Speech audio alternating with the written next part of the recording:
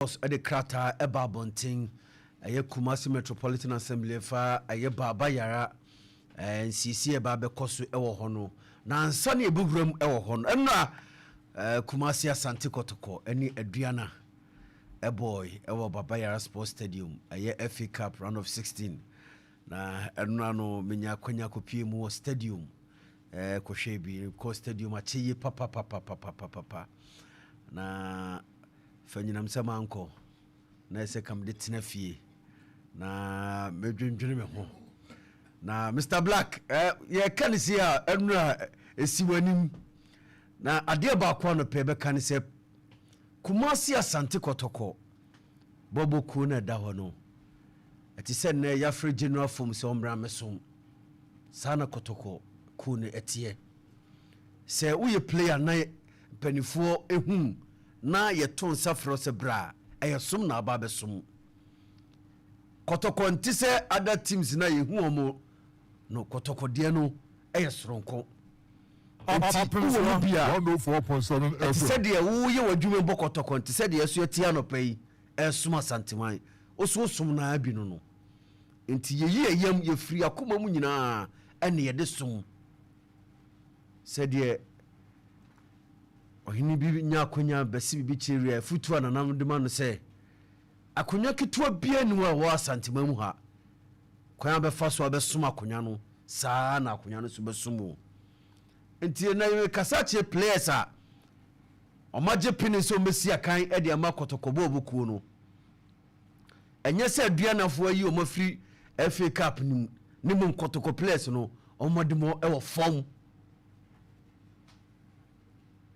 Oma ho fama e wo fom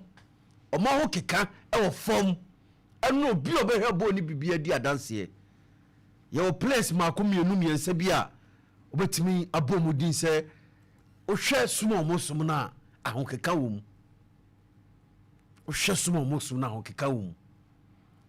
dudu na wo boboku nyina oma ho fama wo fom sabi enu edi asusu yaso to fom no ye wo teams ni bi wo ha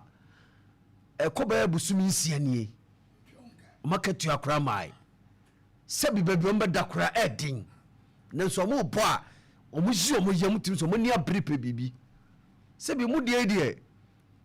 achia mi adaroma ensu enuru hokura na dam baby amuda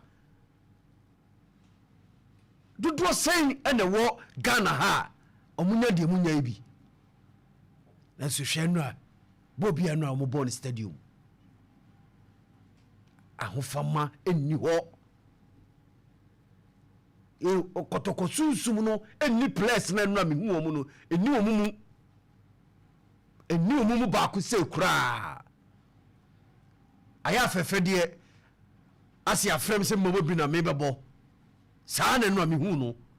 Mr Black utie saa na anu so hu no asi atomi na esi mebo ene aya afefe de na mabeginem ene de me pe na meye ura Kotoko team no entise teams aka ohu omo no said ye ne ba bedi nkomo afa kwan Asante fa so ba de nananom ye bra mo bra ye no sai mu ananamu a Kumasi Asante Kotoko bobuko ne ba ye o enu ananamu a se mu ni mu a ene ye ka kire mu semuni ma no pe ye ka kire mu nyame adoma kosi adamo ne has baba yara hona ana mo se bono ahofama se bia no a ye huye ne de se momo nyambre de a enkoyi atoda yen kano kre na yema place no se team no eda hono enye team bia keke obia epeja osim pese Kotoko pese Kotoko dudu sen omomba bobo Kotoko a omu free omakuma mbob Kotoko yie no ene hebe bia du omaduru nti team ni nye team bia da wo keke tuba Facebook Opemsuo radio DJ Simple Adama wamanye hu kodru penalties no wamanye hu tuba Facebook abe hu anopai asantima punto ne bia nie Kotoko koyi asantima koyi fi se kawo bi ka ho bi enti bia obi ba dwensa no pay adoma nkoma sem na ka sports ho asem Kotoko ka ho bi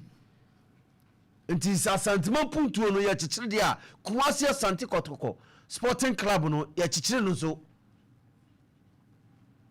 me see ahofama no wo fam yan kan no crunch place no ahofama no e wo fam ye papa obia enoba stadium efri say referee no ball ben 90 minutes a yenyina hweye no yenyina hwe 90 minutes no chances upon chances pressure no mu de esi adua na so ye wura e kosika afune be wura mu no a mo take omo chance no yehu de ka mo ye ene didi mu ade call penalties place ni bu as training grounds as omo nsua penalty ball ho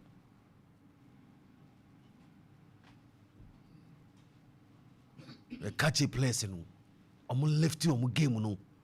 omo modemo no omo pejam na de mu pebia mo nsaka trimude no ya doso trimude no ya doso o place ni biafa me se no hu place ni bi se ofiri ni mu nyina na kuma mu nyina ebo fi se onim jesia ese no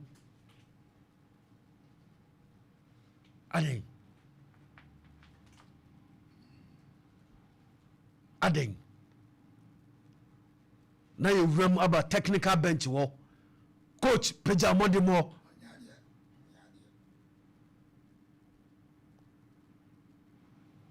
le besramo coach pejam niam bi na nkoyi a wo ne de team na ahye wonsa kasem